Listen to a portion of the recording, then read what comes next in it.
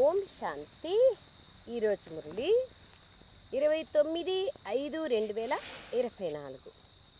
29/5/2024. మధురమైన పిల్లలారా, స్మృతి ద్వారా స్మృతి లభిస్తుంది.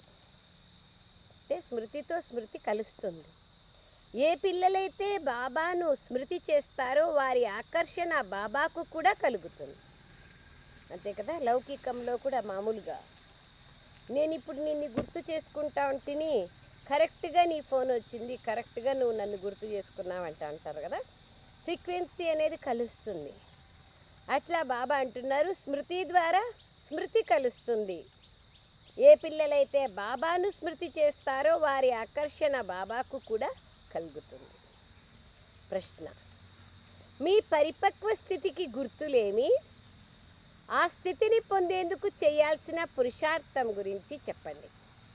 జవాబు: ఎప్పుడైతే పిల్లలైన మీరు పరిపక్వ స్థితిని పొందుతారో అప్పుడు కర్మేంద్రియాలన్నీ శీతలమైపోతాయి.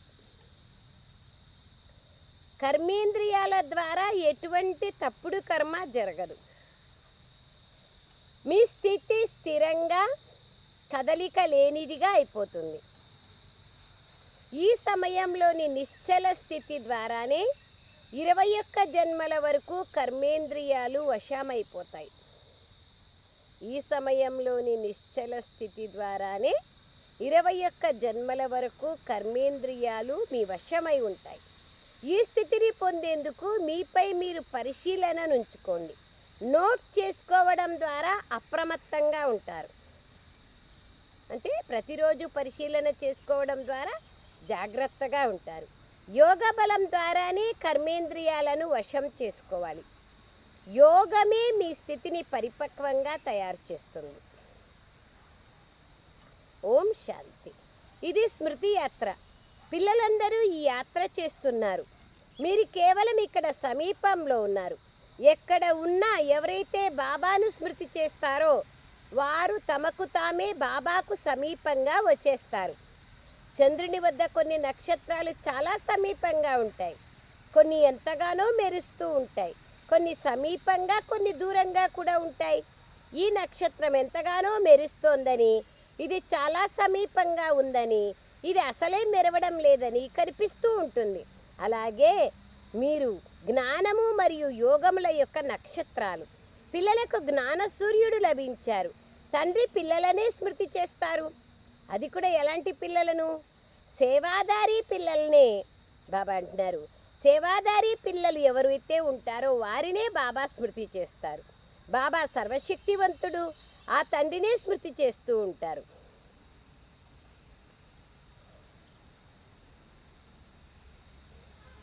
కావున స్మృతి ద్వారా స్మృతి కలుస్తుంది. పిల్లలు కూడా స్మృతి చేయాలి.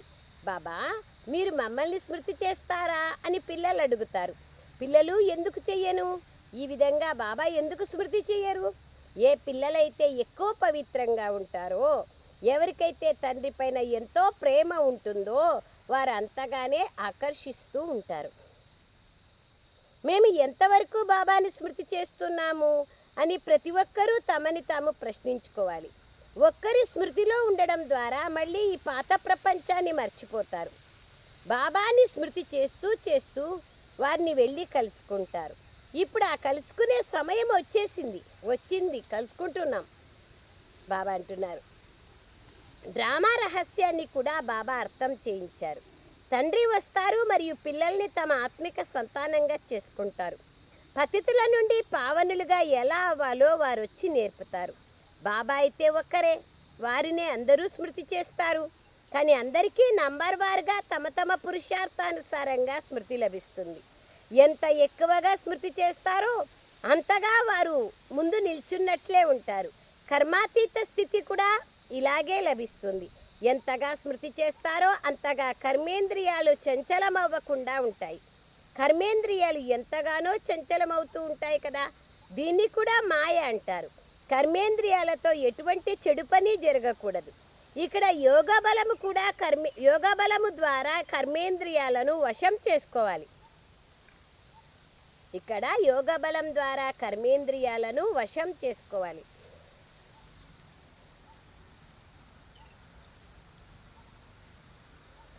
బాబా అంటారు, వారైతే అంటే సన్యాసులు మొదలైన వాళ్ళు మందులు వాడి వశపరుచుకుంటారు.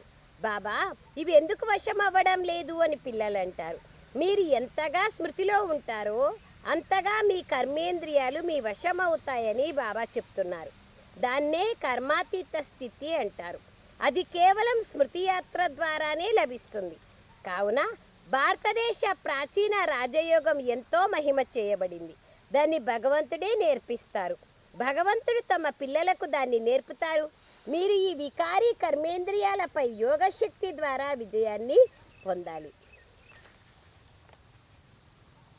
అన్నింటికీ ఆధారం యోగశక్తినే కదా. చివరిలో సంపూర్ణంగా అవుతారు. ఎప్పుడైతే పరిపక్వ స్థితి ఏర్పడుతుందో అప్పుడు ఏ కర్మేంద్రియాలు చంచలం కావు. ఇప్పుడు చంచలత్వం సమాప్తం అవ్వడం ద్వారా 21 జన్మల వరకు ఏ కర్మేంద్రియాలు మిమ్మల్ని మోసం చేయవు. 21 జన్మల వరకు కర్మేంద్రియాలు మీ వశమైపోతాయి. అన్నింటికన్నా ముఖ్యమైనది కామం. స్మృతి చేస్తూ కర్మేంద్రియాల వశమైతూ పోతాయి. కర్మేంద్రియాలను వశపరుచుకోవడం ద్వారా అర్ధకల్పం కోసం మీకు ఈశ్వరీయ కానుక లభిస్తుంది, బంగారు యుగం. వశం చేసుకోలేకపోతే ఇంకా పాపాలు మిగిలే ఉన్నాయని అర్థం. మీ పాపాలు యోగ బలం ద్వారా సమాప్తం అవుతూ పోతాయి. మీరు పవిత్రంగా అవుతూ పోతారు. ఇదే నంబర్ 1 సబ్జెక్ట్. యోగమే నంబర్ 1 సబ్జెక్ట్.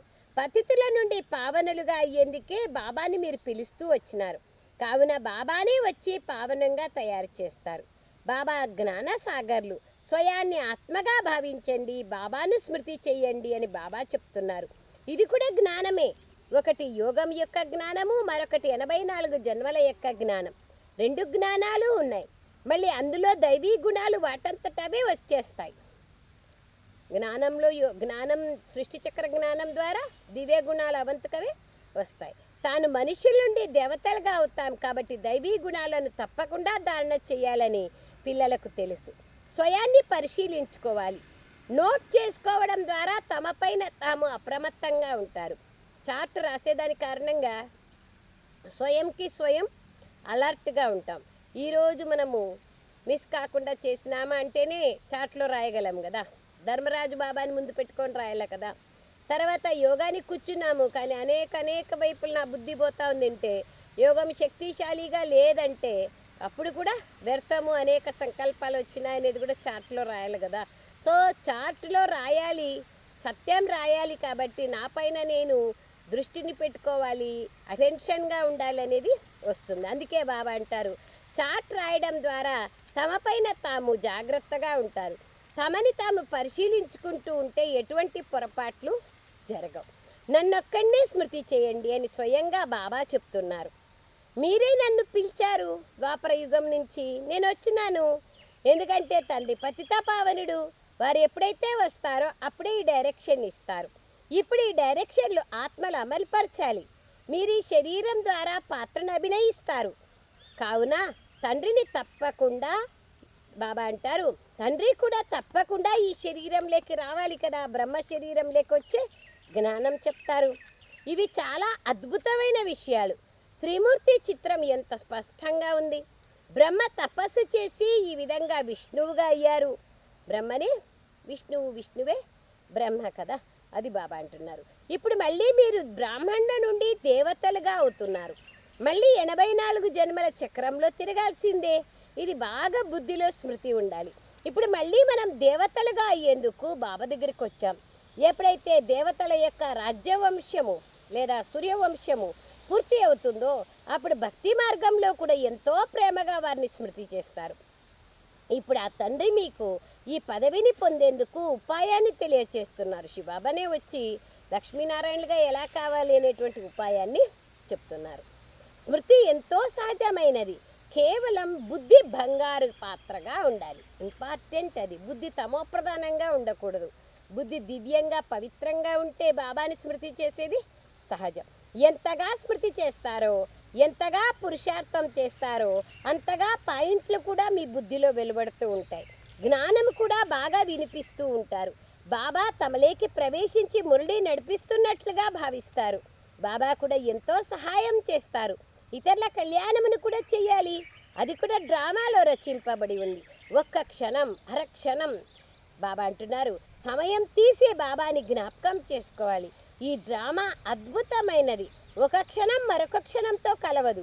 సమయం గడిచిపోతూ పోతుంది. ఇన్ని సంవత్సరాలు, ఇన్ని మాసాలు, ఇన్ని రోజులు ఎలా గడిచిపోయాయో చూడండి. 5000 సంవత్సరాల నుంచి ఎక్కడికి వచ్చేసామో. మొదటి నుంచి సమయం గడుస్తూనే వచ్చింది. ఈ క్షణం మళ్ళీ 5000 సంవత్సరాల తర్వాతనే పునరావృత్తి అవుతుంది. ఈ విషయాన్ని కూడా బాగా అర్థం చేసుకోవాలి. మరియు బాబాని స్మృతి చేయాలి.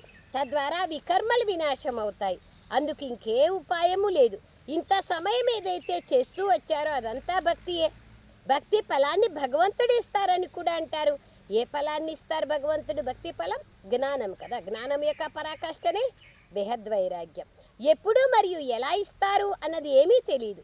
తండ్రి ఎప్పుడైతే ఫలాన్ని ఇచ్చేందుకు వస్తారో అప్పుడు ఇచ్చేవారు మరియు తీసుకునేవారు కలుసుకోవాలి కదా, అప్పుడు ఇవ్వగలరు. డ్రామా పాత్ర ముందుకెళ్తూ ఉంటుంది. మొత్తం డ్రామా అంతట్లో ఇప్పుడు ఇది అంతిమ జన్మ. కొందరు శరీరాన్ని వదిలే అవకాశం కూడా ఉంది. ఇంకేదైనా పాత్రను అభినయించాల్సి ఉంటే, వారి లెక్కాచారాలు వేరే వైపు ఉంటే వాళ్ళు జన్మ కూడా తీసుకుంటారు.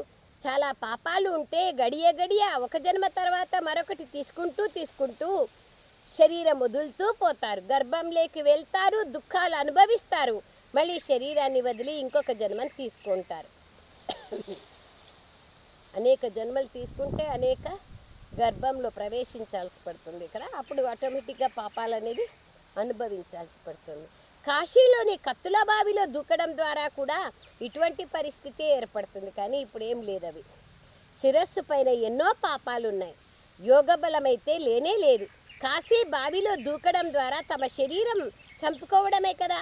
ఆ విధంగా చంపుకోవడాన్ని ఆత్మ కూడా భావిస్తుంది. ఆత్మ చనిపోదు, ఎప్పుడు శరీరం పోతుంది. బాబా మీరు వచ్చినట్లయితే మేము మీ పైన బలిహారం అవుతాం అని కూడా అంటారు. భక్తి మార్గంలో స్థూలంగా బలిహారం అవుతారు. అది భక్తియే అవుతుంది. దాన పుణ్య తీర్థయాత్రలు ఏవైతే చేస్తూ వచ్చారో అందులో ఎవరితో ఇచ్చిపుచ్చుకోవడం ఉంటుంది? కేవలం పాపాత్మలతోనే కదా. ఇది రావణ రాజ్యం. ఇక్కడ ఇచ్చిపుచ్చుకోవడాలు పరమాత్మునితో. అప్రమత్తంగా చేయండి. ఇక్కడ ఏదైనా తప్పుడు పనిలో వినియోగిస్తే, పాప పనిలో మన యొక్క ధనాన్ని ఉపయోగిస్తే ఏమవుతుంది? తాగే వాళ్ళకి ఇస్తే, బ్రాందీ సారాయి తాగే వాళ్ళకి ఇస్తే అది కూడా మనకి పాపమే కలుగుతుంది కదా. అందుకయ్యే బాబా అంటున్నారు, ఇక్కడ ఏదైనా తప్పుడు పనిలో వినియోగిస్తే మీ శిరస్సు పైన పాపం పెరుగుతుంది. దాన పుణ్యాలు కూడా ఈ కాలంలో చాలా జాగ్రత్తగా చేయాలి. పేదవారికి అన్నమును వస్త్రాలను ఇవ్వడం జరుగుతుంది. ఈ రోజుల్లో ధర్మశాలలు మొదలైనవి కూడా నిర్మించిస్తారు. షావుకార్ల కొరకైతే పెద్ద పెద్ద మెహల్స్ ఉన్నాయి. పేదవాళ్ళు పాపం గుడిసెలో ఉన్నారు. వారు మురికి కాలువల ముందు నివసిస్తున్నారు. ఆ చెత్తతో ఎరువు తయారవుతుంది, అది అమ్మబడుతుంది. మళ్ళీ దాంతో పంటలు మొదలైనవి పండిస్తారు. కానీ సత్యుగంలో ఇటువంటి చెత్త మొదలైన వాటిపైన పొలాలు పెరగవు, పంట పెరగదు. అక్కడంతా చాలా చాలా మంచిగా ఉంటుంది. నిన్నటి రోజున మురళిలో కూడా బాబా చెప్తున్నారు కదా, అక్కడ ఎట్లా ఉంటుంది, తోటలు ఎలా ఉంటాయి, పుష్పాలు ఎలా ఉంటాయి, అగరబత్తి వెలిగించాల్సిన పనుల ఎంత సుగంధం ఉంటుంది, సెంటు మొదలైన వాటి ఆవశ్యకత లేదు. ప్రతిరోజు బాబా భిన్న భిన్న రకాల్లో సత్యుగం గురించి చెప్తూ ఉంటారు. అక్కడంతా కొత్త మట్టి ఉంటుంది. దాని పేరే స్వర్గం, ప్యారడైజ్. పుష్పరాగము, మరకతాలు అనే పేర్లు కూడా గాయనం ఉన్నాయి కదా. ఇవి రత్నాల పేర్లు. ఒక్కొక్కరు ఒక్కోలాగా సేవ చేస్తారు. మేము సేవ చేయలేమని కొందరు అంటారు. అందరూ బాబా రత్నాలే, కానీ వారిలో కూడా నంబర్ వారు పురుషార్థానుసారంగా ఉన్నారు. వారే మళ్ళీ పూజింపబడతారు. మనం చేసేదాన్ని బట్టే మన పూజ కూడా జరుగుతుంది. దేవీ దేవతల పూజ జరుగుతుంది. భక్తిలో అనేక పూజలు జరుగుతాయి. అవన్నీ డ్రామాలో రచింపబడి ఉన్నాయి. వాటిని చూసి మనకు ఆనందం కలుగుతుంది.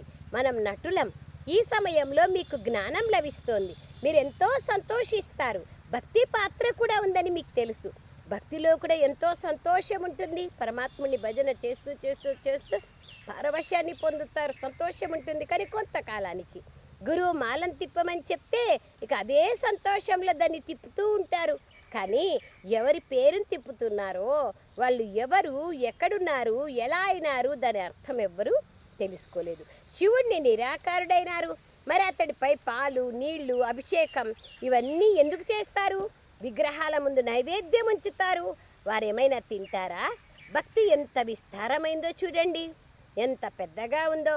భక్తి వృక్షం వంటిది, జ్ఞానం బీజం వంటిది. భక్తి వృక్షం వంటిది, జ్ఞానం బీజం వంటిది. వృక్షం విస్తారం, బీజం సారం. రచయిత మరియు రచనల గురించి పిల్లలైన మీకు తప్ప ఇంకెవ్వరికీ తెలియదు. కొందరు పిల్లలకైతే తమ ఎముకల్ని సైతం బాబా సేవలో స్వాహా చెయ్యాలి అనే తపన ఉంటుంది. బాబా అంటున్నారు, ఇది మీ కల్పన అని మీతో కొంతమంది అంటారు. అరే, ఇది ప్రపంచ చరిత్ర మరియు భూగోళం, ఇది మళ్ళీ పునరావృతి అవుతోంది. కేవలం మనం కల్పన చేసినట్లయితే ఈ విధంగా ఎలా పునరావృతి అవుతుంది?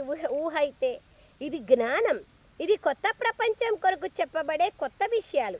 భగవాన్ వాచ, భగవంతుడు కొత్తవారే, వారి మహావాక్యాలు కొత్తవే. వారు కృష్ణ భగవాన్ వాచ అంటారు, మీరు శివ భగవాన్ వాచ అంటారు. శివుని యొక్క శివ భగవంతుని యొక్క జ్ఞానం ద్వారానే కృష్ణుడు తయారైనారు కదా. ప్రతి ఒక్కరి విషయాలు వారివి, ఒకదానితో ఒకటి కలవవు. ఇది చదువు, స్కూల్లో చదువుతారు. ఇందులో ఊహించే విషయం లేదు. తండ్రి జ్ఞానసాగర్లు, నాలెడ్జ్ఫుల్. ఋషులు మునులు కూడా తమకు రచయిత మరియు రచనల గురించి తెలియదన్నారు. ఆది సనాతన దేవీ దేవతలకే తెలియని జ్ఞానం వీరికెక్కడ లభించింది అనుకుంటారు. ఎవరైతే తెలుసుకున్నారో వారు ఆ పదవిని పొందుతారు. బాగా తెలుసుకుంటే జ్ఞానాన్ని, మంచి పదవిని పొందుతాం. మళ్ళీ ఎప్పుడైతే సంగమ యుగం వస్తుందో అప్పుడు తండ్రి వచ్చి అర్థం చేయిస్తారు. కొత్తవారు ఈ విషయాలను విని తికమకబడతారు. బాబా అంటారు, మీ కొద్ది మందే సత్యమైన వారు, మరి మిగిలిన వారంతా అసత్యమా అని వాళ్ళు అడుగుతారు. అన్నింటికీ తల్లి తండ్రి అయిన సర్వశాస్త్రాలకు తల్లి తండ్రి లాంటిది భగవద్గీత. దాన్నే ఖండితం చేసేశారు. మిగిలినదంతా రచన, వాటి ద్వారా వారసత్వం లభించదు. వేదశాస్త్రాల్లో రచయిత మరియు రచన యొక్క జ్ఞానం లేదు. మొట్టమొదట వేదాల ద్వారా ఏ ధర్మస్థాపన జరిగిందో చెప్పండి అని అడగండి. ధర్మాలైతే 4 ఉన్నాయి. ఏవేవి? ఆది సనాతన దేవీ దేవతా ధర్మము, క్రైస్తవ ధర్మము, ఇస్లాం ధర్మము, బౌద్ధ ధర్మము. 4 ధర్మాలు ఉన్నాయి. ప్రతి ధర్మానికి వారి ధర్మశాస్త్రం ఉంటుంది. తండ్రి బ్రాహ్మణ కులాన్ని స్థాపిస్తున్నారు. బ్రాహ్మణులే మళ్ళీ సూర్యవంశీ చంద్రవంశీ కులంలో పదవిని పొందుతారు. తండ్రి వచ్చి ఈ రథము ద్వారా సమ్ముఖంగా అర్థం చేయిస్తున్నారు. ఆత్మ నిరాకారం, తనకు సాకార శరీరం లభిస్తోంది. ఆత్మ ఎటువంటి వస్తువో దాని గురించి తెలియనప్పుడు మరి తండ్రిని ఎలా తెలుసుకోగలరు? యథార్థమైన విషయాన్ని బాబానే వచ్చి వినిపిస్తున్నారు. మిగిలినవన్నీ అసత్యమైనవి. వాటి వల్ల ఎటువంటి లాభము లేదు. ఎవరి మాలను స్మరిస్తారనేది కూడా ఎవరికీ తెలియదు. అసలు తండ్రి గురించే తెలియదు. స్వయంగా బాబానే వచ్చి తన పరిచయాన్ని ఇస్తున్నారు. ఆయన వచ్చి చెప్తే తప్ప ఆయన గురించి మనకు తెలియదు కదా. జ్ఞానము ద్వారా సద్గతి లభిస్తుంది. అర్ధకల్పం జ్ఞానం ఉంటుంది, అర్ధకల్పం భక్తి ఉంటుంది. రావణ రాజ్యం నుంచి భక్తి ప్రారంభమవుతుంది. ద్వాపర యుగం నుంచి మెట్లు కింది దిగుతా వస్తాం కదా. భక్తి నుండి మెట్లు దిగుతూ తమోప్రధానంగా అయిపోయినారు. ఎవరి కర్తవ్యం గురించి వారికే తెలియదు. భగవంతుని పూజను ఎంతగా చేస్తారు, కానీ భగవంతుడు ఎవరనేదే తెలియదు. కావున అంతటి ఉన్నత పదవిని పొందేందుకు స్వయాన్ని ఆత్మగా భావించాలి మరియు తండ్రిని స్మృతి చేయాలని బాబా చెప్తున్నారు. ఇందులోనే శ్రమ ఉంది. ఎవరి బుద్ధి అయినా మందబుద్ధిగా ఉంటే మరి మందబుద్ధితోనే స్మృతి చేయండి, కానీ ఒక్కరినే స్మృతి చేయాల్సి ఉంటుంది. బాబా మీరు వచ్చినట్లయితే మేము మీతోనే బుద్ధి యోగాన్ని జోడిస్తామని గాయనం కూడా చేసినారు. ఇప్పుడు నేను వచ్చినాను, మీరందరూ ఎవరిని కలుసుకునేందుకు వస్తారు? మధుబనానికి పోతే మనం బాబాని కలుసుకునేందుకే పోతాం కదా. ప్రాణదానాన్ని ఇచ్చేవారిని కలుసుకునేందుకు వస్తారు. ఆత్మను అమర్లోకంలోకి తీసుకెళ్తారు బాబా. మృత్యు పైన విజయాన్ని ప్రాప్తింపచేస్తారు. మిమ్మల్ని నేను అమరలోకంలో తీసుకెళ్తాను అని బాబా చెప్తున్నారు. పార్వతికి అమరకథ వినిపించినారు అని చెప్తారు కదా. అమర్నాథుడైతే ఒకే ఒక తండ్రి అయినారు. హిమాలయ పర్వతాలపైన కూర్చొని కథను వినిపించారు కదా. ఒక్కరికే ఎందుకు వినిపిస్తారు? ఇంకెవ్వరికీ వినపడకుండా. భక్తి మార్గం యొక్క ప్రతి ఒక్క విషయము ఆశ్చర్యం అనిపిస్తుంది. అచ్చా मीठे मीठे सिखलरे बच्चों प्रति माता पिता बाप दादा का याद प्यार और गुड मॉर्निंग।